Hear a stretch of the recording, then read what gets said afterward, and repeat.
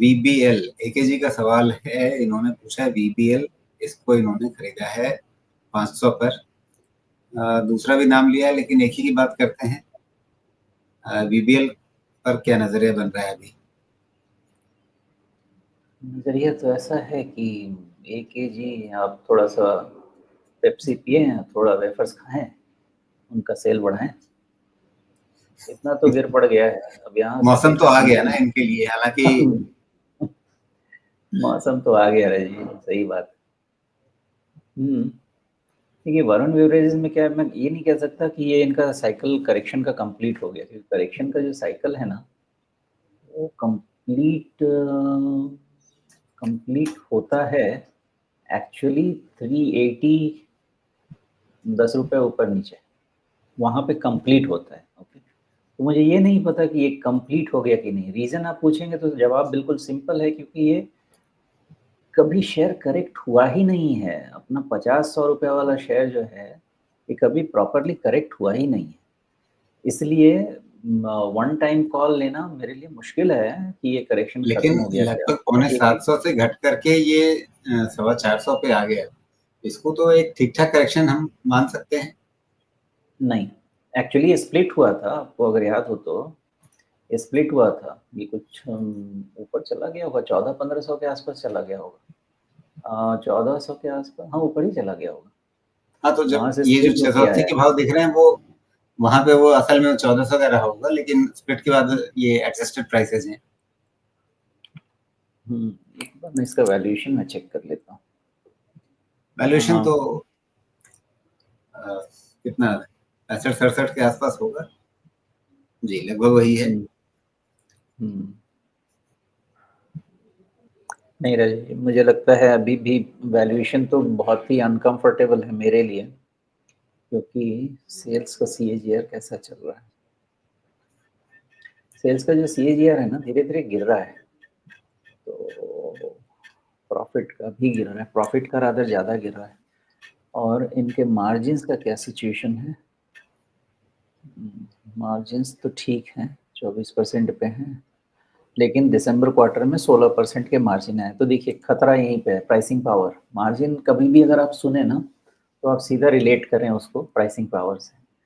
Pricing power का खतरा ऐसा होता है कि आपको कंपटीशन बताता है, और कंपटीशन का मतलब ये होता है consumers will benefit and producers will lose.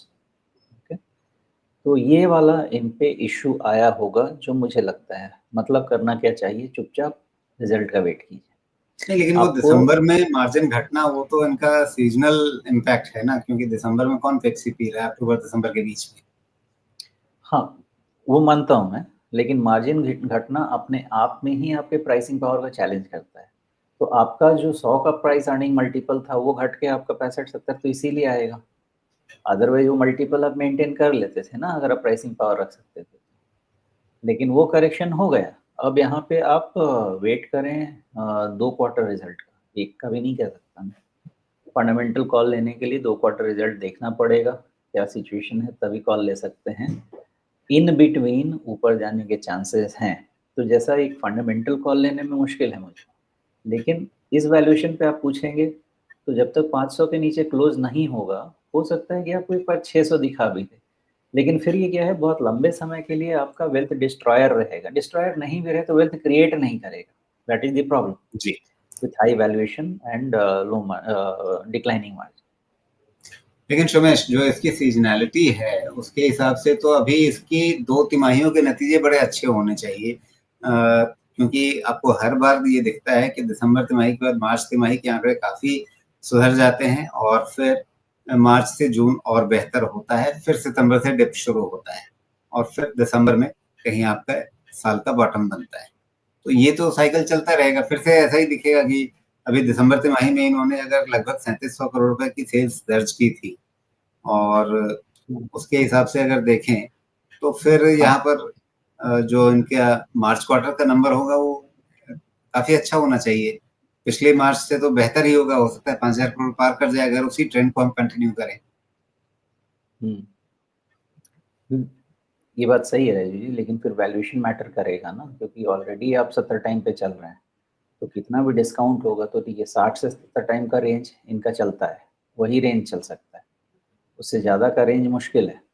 लेकिन कितना वैल्यूएशन देंगे? क्या सेल्स का ग्रोथ दे रहे हैं? 25%, कितना प्रॉफिट का 25%, कितना टाइम्स देना चाहिए मल्टीपल? डबल दे लीजिए।